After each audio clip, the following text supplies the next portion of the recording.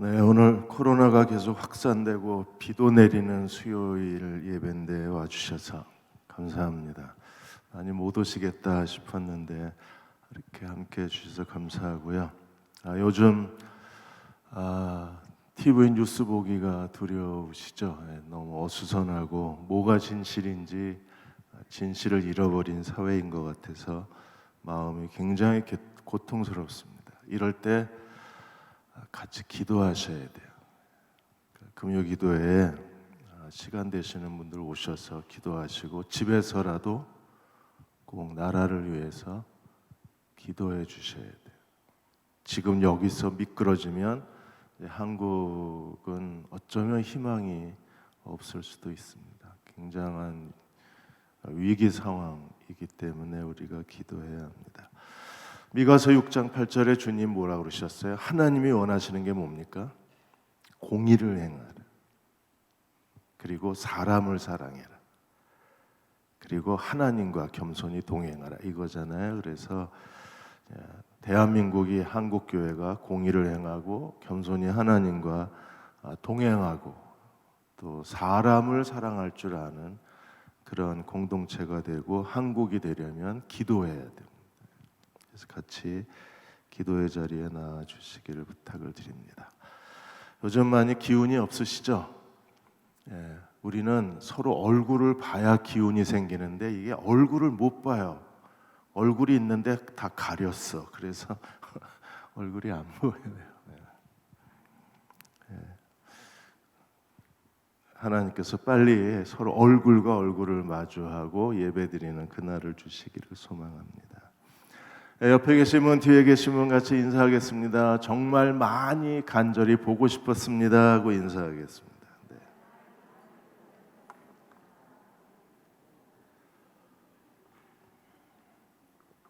한 번 더 인사하죠. 집사님 얼굴을 뵈니, 성도님 얼굴을 뵈니까 힘이 납니다 하고 인사하겠습니다.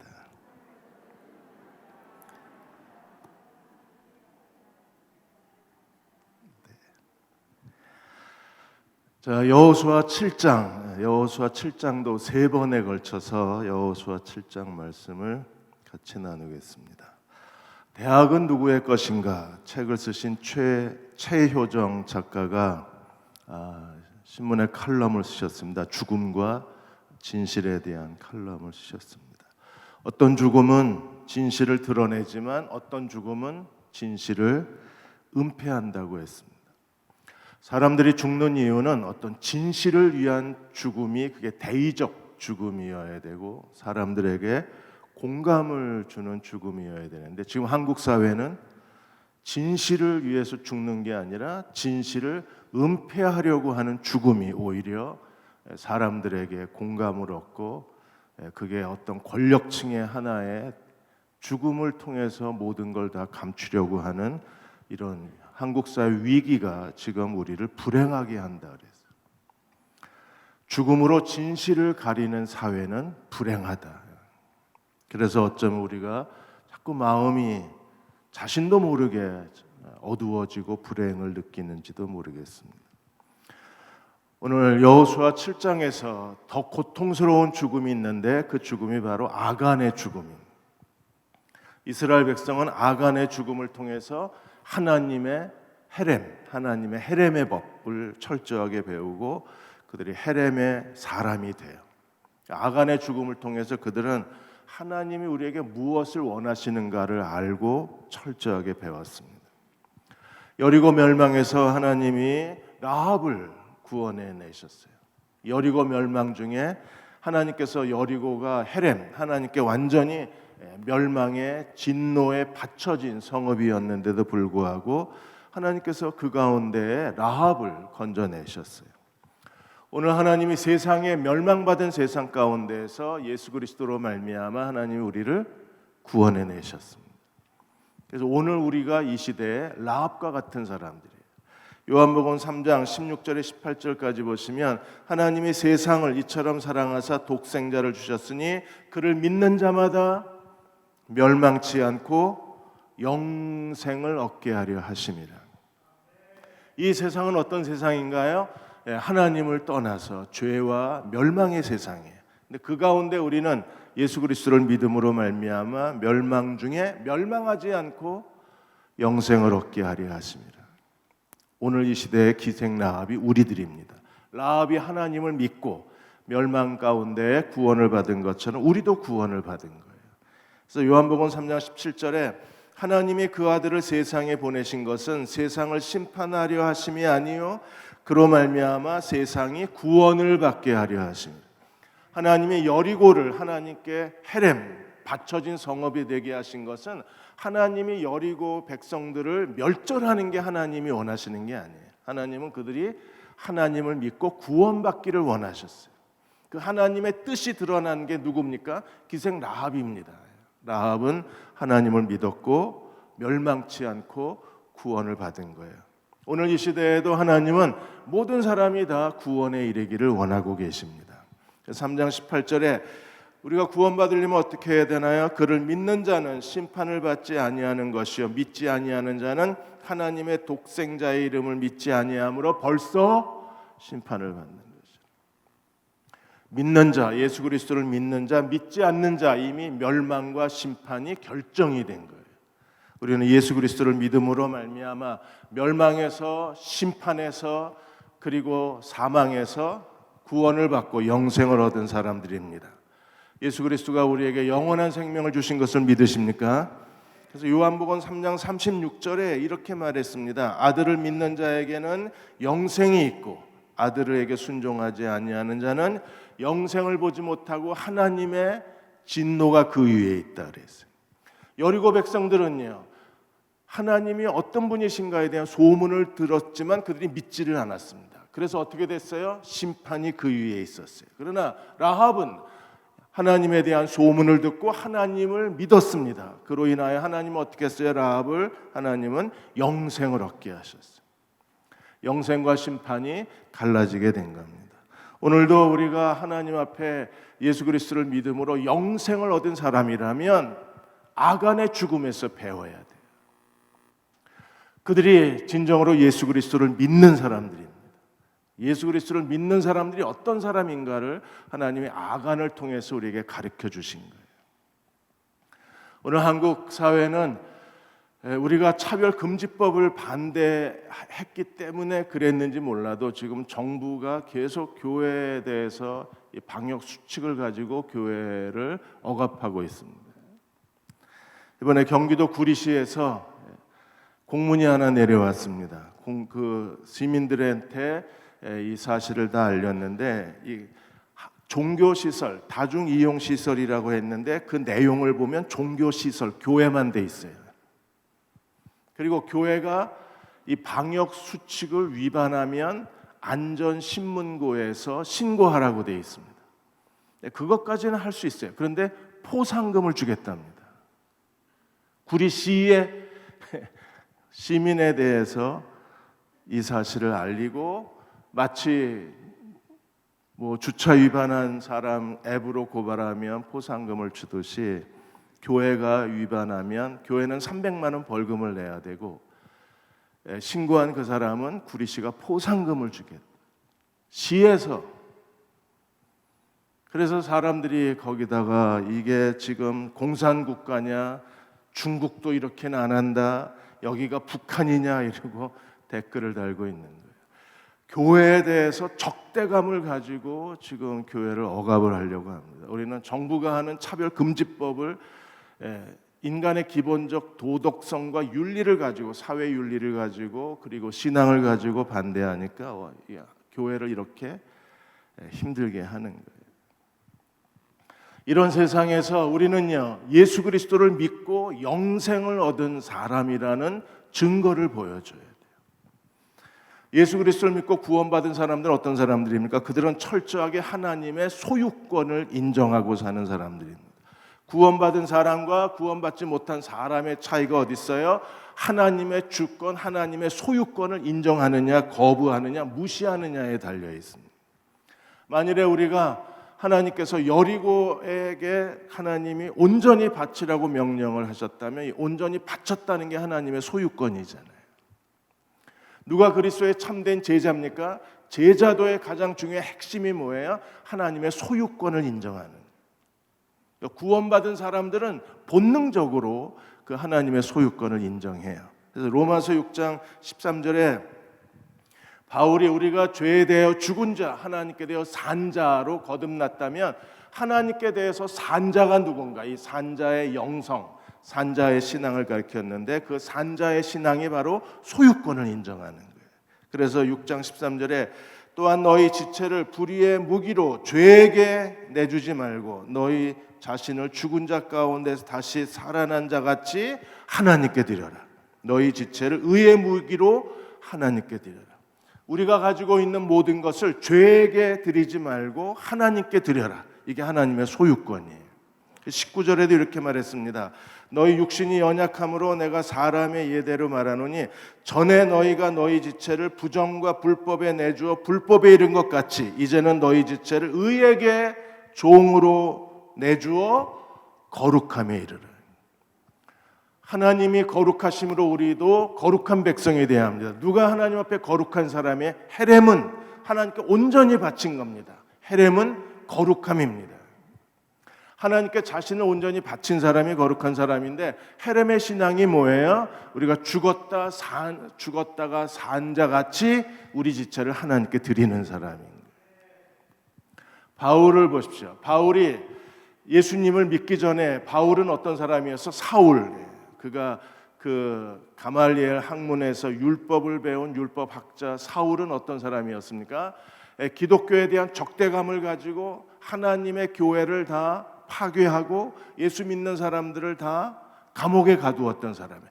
바울은 그의 지성, 그의 열정, 그의 가지고 있는 재능, 그가 가지고 있는 모든 그 재력, 사회적 지위를 동원해서 그가 한 일이 뭐예요? 죄에게 자기를 드렸어요. 하나님의 교회를 파괴하는 데 바쳤어요. 그러다가 다메섹 언덕에서 바울이 예수 그리스도를 만나고 회심했습니다. 하나님이 그를 이방인의 사도로 세웠습니다. 그러자 바울이 어떻게 했습니까? 자신의 열정, 자신의 지성, 자신의 모든 것을 다 바쳐서 이제는 바울은 1차, 2차, 3차 전도 여행을 통해서 교회를 개척하는 사람이 됐어요. 전에는 자신을 다 바쳐서 교회를 핍박하던 사람이 이제는 자신이 가지고 있는 모든 것을 바쳐서 이방인 지역에 교회를 개척하는 사람이 됐어요. 이게 거룩입니다. 이게 하나님의 소유권을 인정한 사람. 이 사람이 헤렘의 신앙을 가진 사람입니다. 오늘 하나님의 여호수아 6장에서 이 여리고에 대해서 하나님이 철저하게 이스라엘 백성들에게 가르치신 게 그 내용입니다. 6장 16절에 하나님께서 이 성을 너희에게 주셨느니라. 그리고 6장 17절에 이 성과 그 가운데의 모든 것을 하나님께 온전히 바쳐라 그랬어요. 하나님이 뭘 바치라 그랬습니까? 성과 그 가운데 있는 모든 것, 그게 사람이든 짐승이든 어떤 재산이든 여호와께 온전히 바쳐라. 누구만 살려줍니까? 기생나합과 그의 그 집에 동거하는 사람들은 전부 살려줘라. 그리고 18절 하나님이 이 헤렘의 신앙의 그 헤렘의 법칙을 하나님께서 가르치셨는데 18절에 보시면 너희는 온전히 바치고 그 바친 것 중에 어떤 것인지 취하여 너희가 이스라엘 진영으로 바치는 것이 되게 하여 고통을 당하게 되지 않도록 오직 너희는 그 바친 물건에 손대지 마라. 하나님께서 경고하신 게 뭐예요? 너희는 여리고를 온전히 하나님께 바쳐라. 그리고 하나님께 바친 것 중에 어떤 것이든지 네가 갖지 마라. 하나님께 바친 물건을 어떤 사람이 갖게 되면 어떤 일이 벌어져요? 너희가 이스라엘 진영으로 하나님께 바치는 게 된다는. 하나님께 바친 것, 온전히 바친 것 중에 어떤 것을 가지면 그것 때문에 이스라엘, 성경 그냥 보여주시죠. 이스라엘 진영으로 하나님께 바치는 게 된다는 거예요.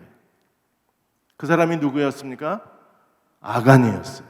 아간한 사람이 하나님께 바친 걸 도둑질했는데 그것 때문에 어떤 일이 벌어졌어요? 이스라엘이 바친 바가 됐어요. 그로 인해서 고통을 당하게 되지 않도록 하나님이 만일에 그렇게 되면 이스라엘 진영이 받침바되고 이스라엘에게 뭐가 와요?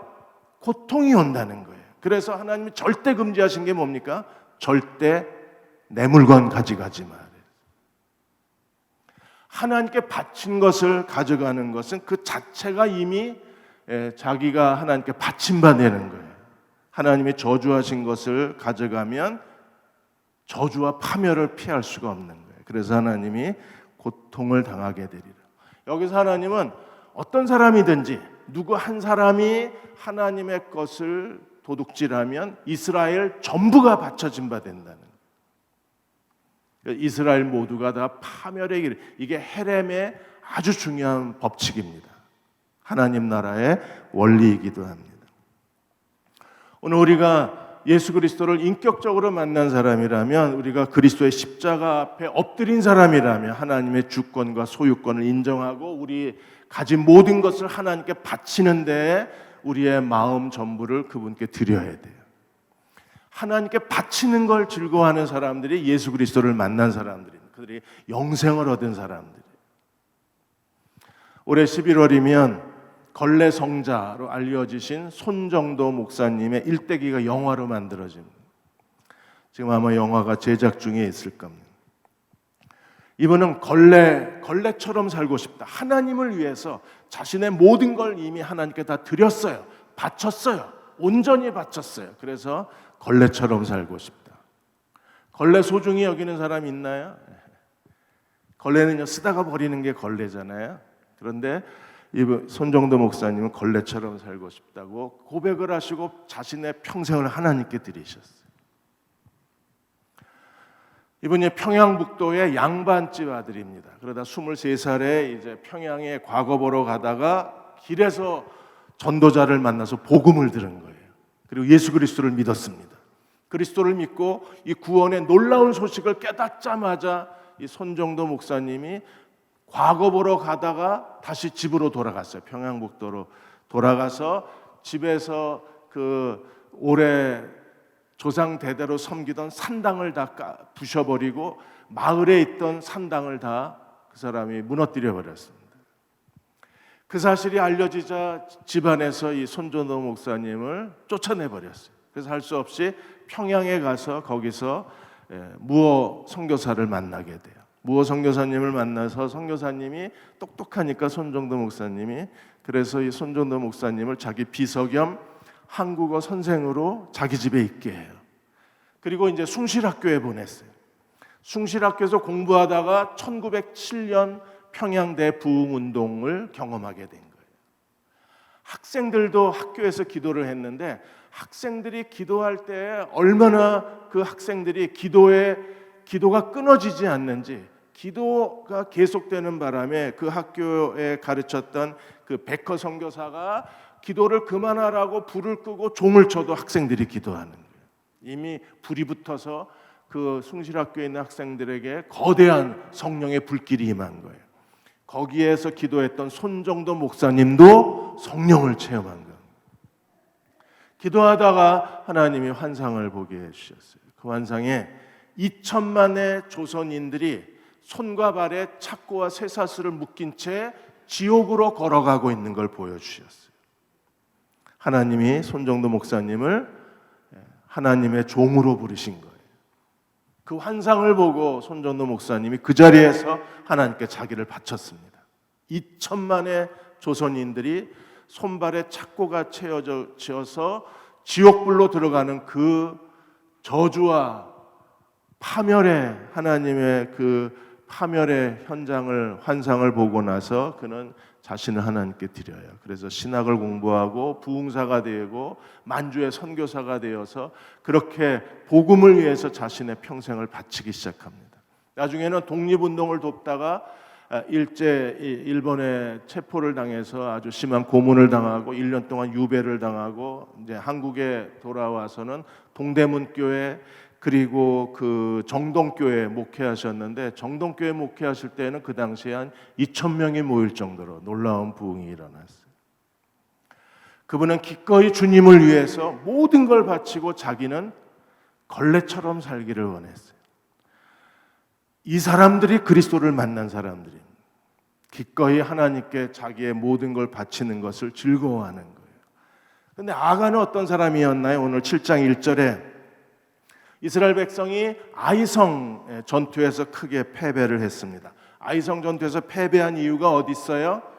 아간 때문에 패배를 했습니다. 7장 1절에 이스라엘 자손들이 온전히 바친 물건으로 말미암아 범죄하였으니, 온전히 바친 물건, 여리고와 여리고의 성에 있는 모든 걸 하나님께 바치라고 그랬는데 아간이 그 하나님께 바친 것 중에 일부를 도둑질한 거예요. 그래서 온전히 바친 물건으로 말미암아 범죄하였으니 이는 유다 지파 세라의 종손 삽디의 손자 갈미의 아들 아간이 온전히 바친 물건을 가졌습니다. 도둑질했습니다. 그 결과로 어떻게 됐어요?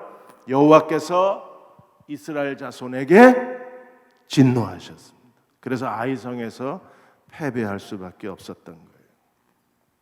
하나님이 아간이 범죄했는데 지금 누구에게 진노하셨어요? 이스라엘에게 진노하셨어요. 아간 한 사람의 범죄가 아니라 하나님께서 6장 18절에 이미 경고하셨잖아요. 누군가가 하나님께 온전히 바친 것을 누군가 한 사람이 도둑질하면 이스라엘 진영이 바친 바 되리라.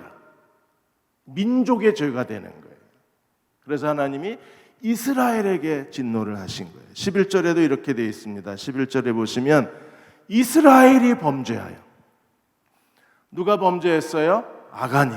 근데 하나님은 누가 범죄했다 그랬습니까? 이스라엘이 범죄하여. 이스라엘이 범죄하여 내가 그들에게 명령한 나의 언약을 어겼으므로. 그래서 하나님은 한 사람의 죄를 이스라엘 민족의 죄로 보시고 이스라엘에게 진노하시고 이스라엘을 하나님 분노하신 거예요. 케일이라는 신학자는 이렇게 말했습니다. 우리가 그리스도의 몸의 지체이기 때문에 한 지체의 고통은 온 몸의 고통이고 한 지체의 영광은 온 지체의 영광이다. 구약에서도 이스라엘은 아브라함의 혈통적 자손이었기 때문에 아간의 죄는 이스라엘 모든 민족의 죄가 되었다고 했습니다. 정말 그런가요? 하나님께서 다윗 시대에 3년 동안 기근을 내리신 적이 있었어요. 사무엘하 21장에 보시면 3년 동안 기근을 내리고 이스라엘 백성들이 기도를 했는데도 기도 응답이 되질 않았어요. 그래서 사무엘하 21장 1절에 이렇게 말합니다. 다윗 시대에 해를 거듭하여 3년 기근이 있으므로 다윗이 여호와 앞에 간구하며 여호와께서 왜 기근이 왔는가를 설명하셨는데 이르시되 이는 사울과 피를 흘린 그의 집으로 말미암으니 그가 기브온 사람을 죽였습니다. 사울의 죄 때문에 지금 누가 고통을 당해요? 다윗 시대의 백성들이 고통을 당하는 거예요. 사울의 죄는 몇십 년 전의 일입니다. 그런데 하나님이 그 사울의 죄값을 누가 치르게 하셨어요? 다윗과 그 시대의 사람들이 치르게 하신 거예요. 그래서 사무엘하 21장 3절에 보시면 다윗이 그 기브아 사람들을 찾아가. 왜냐하면 사울이 기브아 사람을 죽인 죄 때문에 3년 기근이 내려왔어요. 이 죄를 해결하지 않으면 이스라엘은요 기근 중에 멸망하는 거예요. 그래서 다윗이 기브아 사람들을 찾아가서 이렇게 물었습니다. 다윗이 그들에게 묻되 내가 너희를 위하여 어떻게 하랴? 내가 어떻게 속죄하여야 너희가 여호와의 기업을 위하여 복을 빌겠느냐? 지금 이스라엘은 저주가 임했어요. 다시 하나님의 복을 받아야 돼요. 그러려면 어떻게 속죄해야 하겠느냐? 그래서 기브온 사람들이 뭐라 그랬어요? 사울이 기브온 사람들을 죽이고 기브온 사람들을 하나님의 그 언약의 땅에서 추방시켜 버렸어요. 학살과 추방이 일어난 거예요. 근데 하나님이 그 기브온 사람들의 원망을 들으시고 지금 다윗 시대에 저주를 내리신 거예요. 그래서 기브온 사람들이 이 다윗에게 요청합니다. 그 당시에 우리를 학살하고 우리를 죽인 그 사울의 가문의 아들 7명을 우리가 주면 사울의 고향 그 사울의 고을 기브아에서 그들을 목매달겠다 그랬어요. 그래서 다윗이 요나단의 아들은 숨기고 다른 사울의 아들 7명을 내줘요. 그리고 7명이 죽자 어떤 일이 벌어졌습니까? 21장 14절에 보시면 하나님이 그 땅에 기도를 들으셨다 이랬어요. 이게 연대예요. 우리는 한 몸의 지체들입니다. 어느 한 사람이 넘어지면 그 몸이 넘어지는 거예요. 우리가 서로를 소중히 여기고 서로를 사랑하고 존중히 여겨야 되는 이유가 여기에 있는 거예요. 그 한 사람의 죄가 이스라엘 모든 사람의 죄가 된 것처럼 하나님은 오늘도 이 헤렘의 하나님의 법칙 안에서, 하나님의 주권 안에서 우리 한 사람을 하나님 모든 사람으로 여기고 계신 거예요. 나만 괜찮으면 돼. 아니요. 우리는 하나의 운명체예요. 네가 없으면 내가 없고 내가 없으면 네가 없는 거예요. 이미 아간으로 인하여 하나님의 진노가 퍼부었습니다. 근데 7장 2절에서 5절까지 여호수아는 이 사실을 모르고 아이성 공격 계획을 세워요. 그가 7장 2절에 정탐꾼을 보냅니다. 여리고에 정탐꾼을 보낸 것처럼. 그래서 놀라운 승리를 거뒀잖아요. 그래서 똑같이 흉내를 내요. 여호수아가 아이성에도 정탐꾼을 보냅니다. 아이라는 이름의 뜻은요, 돌무더기 또는 파괴의 무더기 또는 그 절벽, 이런 뜻이 있어요. 왜냐하면 아이는 그 지형 자체가 아주 돌이 많은 지역이었기 때문에 그런 이름을 붙였습니다. 그래서 3절에 보시면 정탐꾼이 돌아와서 보고를 했습니다. 여호수아에게 뭐라고 보고했어요? 그들은 소순이, 아이성에 몇 명이 있었습니까? 12,000명. 그러면 군대는 몇 명쯤 됐을까요? 20세 이상의 남자들은 12,000명, 4분의 1 정도 아마 있었겠죠. 한 3,000명 정도. 굉장히 작은 성이었어요. 그러자 뭐라 그랬습니까? 다 올라가게 하지 말고 이 3,000명의 군대만 가면 충분할 것이라고 그렇게 얘기를 합니다. 그래서 4절에 여호수아가 어떻게 했어요? 정탐꾼의 보고대로 3,000명쯤 올라가다가 전쟁에서 크게 패배합니다. 잘 아시는 것처럼 5절에 36명이 죽고 도망쳐서 비탈길까지 내려가면서 백성의 마음이 물같이 녹았다 그랬어요. 5장 1절에서는요, 하나님이 요단강을 건너셨다는 말을 듣고 가나안 사람들의 마음이 녹았어요. 이번에 아이성과의 전투에서 크게 패배하고 36명이 죽음으로 인해서 이제는 이스라엘 백성의 마음이 물같이 녹아버렸어요. 그들의 패전의 원인이 어디 있어요? 첫 번째 원인이 어디 있습니까? 여호와의 군대장관 하나님이 떠나버리셨어요. 여호와의 군대장관이 떠나면 모든 전쟁에서 패배할 수밖에 없어요. 하나님이 떠나신 게 가장 큰 패전의 원인입니다. 하나님이 떠나신 이유가 어디 있어요? 아간의 죄 때문에 그렇습니다. 하나님께 온전히 바친 물건을 도둑질했기 때문에 결국 이스라엘이 진노를 받아서 패전하게 됐어요. 두 번째는요, 그들은 여리고의 승리를 착각해서 자기들의 대단한 존재인 줄 알고 그들이 자만심에 빠졌어요. 3,000명만 가면 됩니다. 그리고 더 큰 죄는 어디 있어요? 여호수아가 하나님께 묻지를 않았습니다.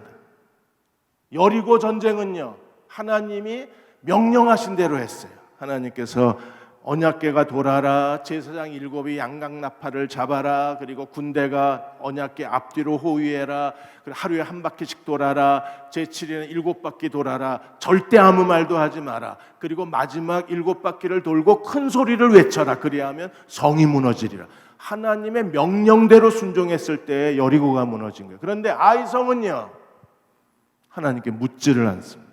하나님이 말씀하지도 않으셨어요. 왜요? 이미 하나님이 떠나버리셨기 때문에 하나님 말씀하지도 않으신 겁니다.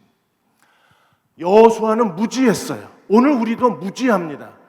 하나님께 바쳐야 될 것, 이 헤렘의 법을 우리가 위반하면, 하나님의 헤렘의 이 하나님의 명령을 건드리면 거기서부터 실패가 시작되고 거기서부터 무능이 시작이 되는, 하나님이 아간을 통해서 철저하게 제1교시 철저하게 배우게 하신 것이 바로 하나님께 온전히 바친다는 것이 무엇인가를 가르치신 거예요. 오늘 우리도 지혜로운 그리스도의 제자가 되어야 돼요. 제일 먼저 배워야 할 것이 하나님의 소유권을 배워야 돼요. 똑똑한 사람은 어떤 사람인가에 대한 실험이 있습니다. 미국의 비즈니스 인사이더의 언어학 교수이신 크리스틴 교수가 재미있는 실험을 했어요. 어떤 사람이 똑똑한 사람인가. 그래서 언어와 그 사람의 능력을 비교 실험을 했습니다. 실험을 욕을 가지고 했어요. 욕. 그래서 1분 내에 가장 많은 욕을 해라. 이렇게 해서 욕을 잘한 사람하고 잘못한 사람을 구분해냈습니다. 어떤 사람이 똑똑한 사람이었을까요? 욕을 잘한 사람들이에요. 머리가 좋아야 욕을 잘합니다. 그래서 머리가 좋은 사람들은, 머리 나쁜 사람들은 새끼밖에 못하잖아요. 그런데 머리가 좋은 사람들은 아주 그 기가 막힌 표현법을 가지고 다양한 욕설을 퍼부은 거예요. 1분 동안에 욕하는 걸 가지고 욕 잘하는 사람 보면 머리가 좋구나. 한국은 머리가 좋아지려나 봐요. 왜냐하면 초등학교 애들도 입이 하수구야. 애들이 중학교 애들은요 더 끔찍합니다. 입에서 막 시체 썩는 내가 나요. 그야말로 열린 무덤. 애들이 욕을 안 하면 말이 안 나온대요. 이 크리스틴 교수 초청해서 한국의 아이들 욕하는 거하고 지능을 검사를 해봐야 될 것 같아요. 그리고 또 하나 재미있는 실험. 지저분하게 해놓고 사는 사람하고 깨끗하게 정리하는 사람하고 IQ를 조사를 했습니다. 누가 머리가 좋을까요? 지저분한 사람. 왜요? 그 시간에 그거 정리할 시간에 더 생각해서 새로운 아이디어를 창의적으로 만들어내는 사람들이 정말 지저분합니다. 제가 그렇다는 얘기는 아닙니다. 제 아내는 부지런히 치우고 저는 내버려두라고, 건드리지 말라고. 저는 어떤 페이지가 어디에 있다는 걸 알거든요. 서류를 한 200장 쌓아놔도 제가 원하는 서류가 어디쯤 있다는 걸 알아요. 근데 아내는 그걸 자꾸 자기가 정리해 주겠다 그러고 그 순서를 막 어긋나네. 내버려둬 제발. 건드리지 마. 제가 왜 그럴까요? 머리가 좋아서 그렇습니다. 정말 똑똑한 사람이 누구예요? 하나님의 헤렘을 알고 사는 사람. 여호수아도 그걸 몰랐던 거예요. 그래서 여호수아가 하나님 앞에 기도합니다. 6절에 보시면 여호수아가 옷을 찢고 이스라엘 장로를 여호와 궤 앞에서 땅에 엎드려 머리에 티끌을 뒤집어 쓰고 저물 때까지 엎드려 있었어요. 얼마나 그 패배감이, 그 무능함이 얼마나 여호수아와 장로들을 짓눌렀을 거예요. 하나님이 떠나셨다는 그 절망감에 여호수아는 모든 것을 다 잃어버린 듯한 느낌이었을 거예요. 그리고 7절에 이렇게 기도합니다. 모세가 기도했던 것처럼 그가 이렇게 기도합니다. 슬프도소이다 주 여호와여 어찌하여 이 백성을 인도하여 요단을 건너게 하시고 우리를 아모리 사람의 손에 넘겨 멸망하게 하시려나이까. 여호수아는 지금까지 이 패전의 원인을 모르는 거예요. 왜 36명이 죽고 그 작은 성 아이성 앞에서 그들이 전쟁에 졌는지를 여호수아는 지금 전혀 알지를 못합니다. 그리고 8절에 이렇게 기도합니다. 주여 이스라엘이 원수 앞에 돌아섰으니 내가 무슨 말을 하오리까. 9절에 우리 이름을, 이 아모리 족속이 우리 이름을 세상에서 끊을 것입니다. 하나님의 이름도 세상에서 조롱을 받을 것입니다. 여호수아는 왜 이런 일이 일어났는가를 전혀 알 수가 없는 거예요. 그래서 하나님이 이 전쟁에서 패전한 이유를 하나님께서 가르치시는 거예요. 그게 10절에서 12절까지 내용입니다. 10절에 여호수아에게 하나님이 말씀하셔 일어나라 그랬어요. 지금 이렇게 어린아이처럼 칭얼거릴 때가 아닌 거예요. 어찌하여 요단을 건너게 하시고 어찌하여 우리를 아모리 사람에 죽이시는가? 어찌하여 하나님이 우리에게 이렇게 하시는가? 지금 하나님 앞에 원망할 때가 아니에요. 어린아이처럼 그렇게 투정할 때가 아니에요. 일어나라. 이 문제를 해결해야 돼요. 가장 중요한 문제가 무엇입니까? 11절에 이스라엘이 범죄하여 내가 그들에게 명한 나의 언약을 어겼다 그랬어요. 하나님과 이스라엘은 헤렘 언약의 백성입니다. 그러므로 하나님께 바친 것, 온전히 바친 것을 하나님께 드려야 돼요. 여리고는 하나님께 바쳐진 성이었어요. 그러므로 어떤 것도 그들이 취해서는 안 돼요. 그런데 이스라엘이 범죄하여 하나님을 경노시켰다는 거예요. 하나님을 경노시켰어요. 내가 그들에게 명령한 나의 언약을 어겼으니 또한 그들이 온전히 바친 물건을 가져가고 도둑질하고 속이고 그것을 그들 가운데 숨겼느니라. 4개의 동사를 하나님이 연이어서 말씀하셨는데 이 4개의 동사 원어에 보시면 뿐만 아니라 이렇게 되어 있어요. 그들이 온전히 바친 물건을 가져가고 뿐만 아니라 도둑질하고 뿐만 아니라 속이고 뿐만 아니라 숨겼느니라 그랬어요. 하나님의 그 도둑질에 대한 그 당시에 쓸 수 있는 모든 단어는 다 쓰신 거예요. 얼마나 극렬히 분노하셨으면 칼빈이 이렇게 말했습니다. 아이성에서 졌다는 거, 36명이 죽었다는 거, 그들의 미래가 보이지 않는다는 거, 비로소 여호수아는 원인이 어디 있는가를 알았어요. 오늘 우리도 마찬가지입니다. 우리가 왜 전쟁에서 져야 되는가? 36명이 왜 죽어야 되는가? 왜 우리의 미래가 보이지 않는가? 원인이 어디 있어요? 이스라엘이 범죄하여 언약을 어겼기 때문입니다. 오늘 우리도 하나님과 예수 그리스도와 더불어 피의 언약, 그리스도의 피의 언약을 맺은 사람들이기 때문에 우리도 하나님께 바쳐진 것을 하나님께 드려야 돼요. 그걸 건드리면 하나님의 언약이 깨져버리는 거예요. 그래서 12절에 그 범죄에 대한 대가에 대해서 하나님이 설명하시기를 그러므로 이스라엘 자손이 그들의 원수 앞에 능히 맞서지 못하고 그 앞에서 돌아섰나니 능히 맞서지 못하고 돌아섰나니 무능의 원인이 어디 있어요? 실패의 원인이 어디 있어요? 우리가 왜 패배하고 살아야 돼요? 이유가 어디 있습니까? 이는 그들도 온전히 바친 것이 됩니다. 그 온전히 바친 물건을 너희 중에서 멸하지 아니하면 내가 다시는 너희와 함께 있지 아니하리라 그랬어요. 하나님이 원하시는 게 뭐예요? 바친 물건을 하나님께 도로 드리라는, 제거하여. 그래야 내가 너희와 함께 있겠다는 거예요. 지금도 하나님은 우리에게 똑같이 말씀을 하시는 거예요. 너희 가운데 온전히 하나님께 바쳐야 할 물건을 제거하지 않으면, 하나님께 바치지 않으면 내가 다시는 너희와 함께 있지 아니하리라. 아까 손정도 목사님 평양대 부흥에 대해서 얘기했는데 1907년에 일어난 평양대 부흥 장대현 교회에서 그때는 이제 신년 사경회가 거의 2주 3주 한 달씩 했으니까 그때 13일째 되는 날 아시는 것처럼 길선주 목사가 일어나서 어떻게 했어요? 자기 죄를 고백했습니다.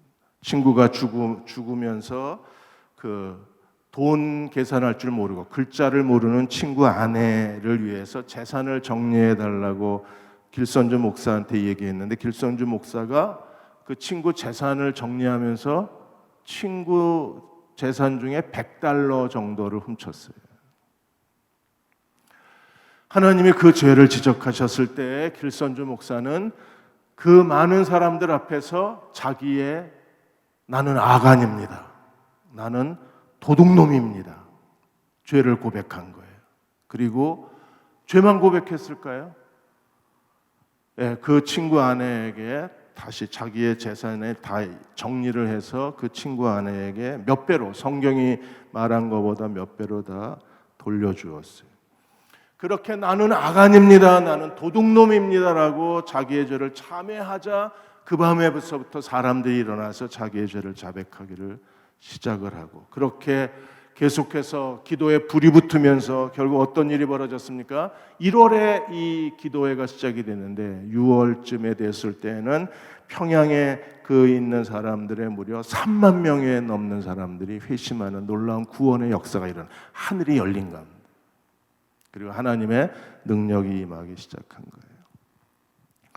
사랑하는 교우 여러분, 대흥교회도 아간의 죄가 있었어요. 그리고 이제 다 해결이 됐습니다. 그는 마땅한 국가의 법에 처벌을 받고 지금 복역 중에 있습니다. 이제 하나님께서 우리 중에 온전히 바친 물건, 여러분들이 정말 안 쓰고 안 입고 아끼고 아껴서 하나님께 드린 재물이 아간이 도둑질한 것처럼 누군가가 다 훔쳐가 버린 거예요. 하나님은 이제 그 죄값을 다 치르게 하셨어요. 그리고 이제 대흥교회를 제7대 담임 목사를 세우고 이제 축복하시기 시작할 겁니다. 어떻게 하나님을 섬겼는가를 다 기억하고 계세요. 여러분 한 분 한 분이 정말 자신의 온전히 자신의 젊음, 자신의 신앙, 몸, 봉사, 은사, 재물 하나님께 바친 거 다 알고 계십니다. 그리고 하나님이 이제 지금도 힘을 다해서 하나님께 바치고 또 바치는 여러분 한 분 한 분의 신앙을 하나님이 다 보고 계세요. 알고 계십니다. 이제 보십시오. 하늘이 열릴 겁니다. 그리고 우리가 잃어버린 것보다 하나님이 몇 배, 몇십 배를 돌려주기 시작하실 거예요. 하나님께 바친 건 도둑질한 사람이 아무리 도둑질해 가도 하나님은요, 도로 다 찾아오십니다. 절대 하나님께 바친 걸 하나님이 잃어버리시는 적이 없어요. 기브아 사람들, 하나님께 바쳐진 사람들입니다. 사울이 그들을 학대했습니다. 사울이 그들의 집을 다 뺏었습니다. 그들의 재산을 다 뺏었습니다. 그들을 추방시켜버렸습니다. 그러나 하나님은요, 그대로 다 되돌려 주시는 하나님이세요. 누구에 의해서? 다윗에 의해서 다 되돌려 주셨어요. 한숨 쉬지 않으셔도 돼요. 내가 하나님께 드린 그 헌금, 그게 어떤 헌금인데 절대 없어지지 않습니다. 돌려주셔. 이미 돌려주고 계실 거예요. 그리고 돌려주실 것을 믿으십시오. 그리고 오늘 더 힘을 다해서 하나님께 드리십시오. 그러면 하나님이 우리를 어떻게 영광스럽게 하실지, 대흥 침례교회와 함께 대흥교회에 속해 있는 모든 교우들의 가정과 자녀들 어떻게 축복하실지 우리가 같이 보며 기뻐하고 하나님께 영광을 돌리고 하나님을 찬송하는 저와 여러분 되시기를 주의 이름으로 축원합니다. 이제 우리 함께 263장 찬양하겠습니다. 이 세상 엄하고 나 비록 약하나. 우리 기도하는 마음으로 이 찬양 부르겠습니다. 하나님, 이 민족을 긍휼히 여겨 주옵소서. 한국교회를 불쌍히 여겨 주옵소서. 그리고 젊은 세대에 기름 부어 주옵소서. 우리 찬양 부르면서 기도하겠습니다.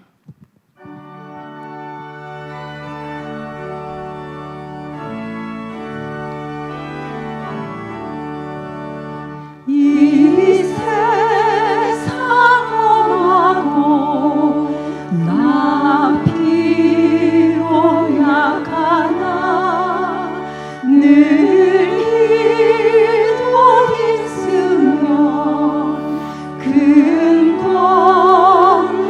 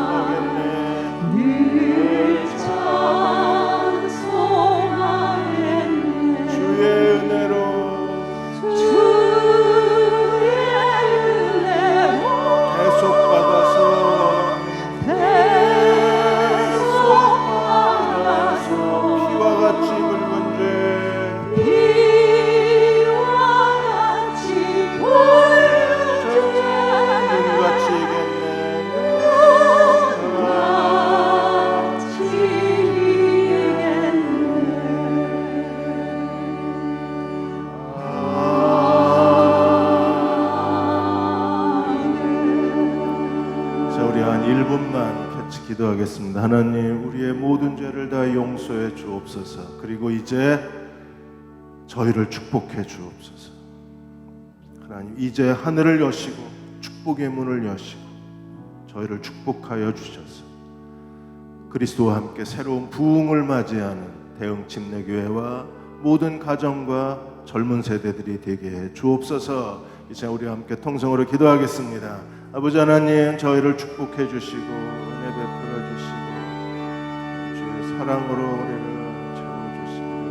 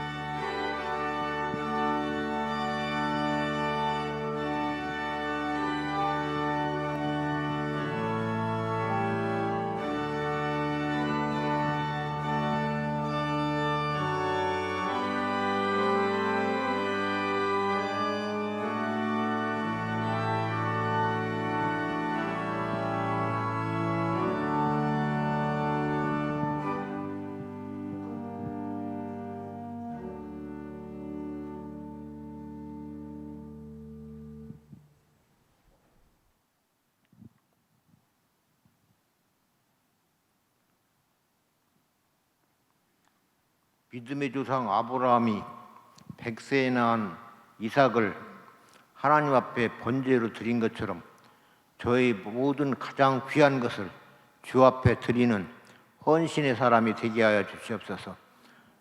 또한 아브라함이 여호와의 말씀을 쫓아가는 것처럼 저희가 말씀을 부지런히 사랑하고 암송하고 마음속에 하나님 말씀을 담아서 말씀의 사람으로 완전히 변화되게 하여 주시옵소서. 또한 야복강가에서 환도뼈가 부러지도록 기도한 야곱처럼 주님, 기도의 열정을 통해서 저희 심령이 하나님의 성령으로 충만한 성령의 사람이 되게 하시옵소서. 또한 다윗이 하나님의 마음에 합하게 믿음 생활을 잘하는 것처럼 다윗 같은 하나님의 마음에 합한 사람이 되게 하여 주시옵소서. 또한 사도 바울이 핍박자요 행악자였지만 다메섹 도상에서 예수 그리스도를 만난 뒤로 생명에 다하기까지 주의 복음을 증거한 것처럼 생명의 복음을 전하는 증거의 사람으로 저희를 변화시켜 주시옵소서. 이와 같은 마음의 소원을 갖는 모든 대형교회 성도들에게 지금은 하나님 아버지의 극진하신 사랑하심과 친히 이 땅에 오셔서 우리 죄악을 담당하신 예수 그리스도의 사랑하심과 우리 심령 속에 찾아오셔서 우리를 진리 가운데로 천국으로 인도하시는 성령님의 강하신 역사하심이 영원토록 함께 하셨기를 우리 주 예수 그리스도 이름으로 간절히 축원을 드립니다. 아멘.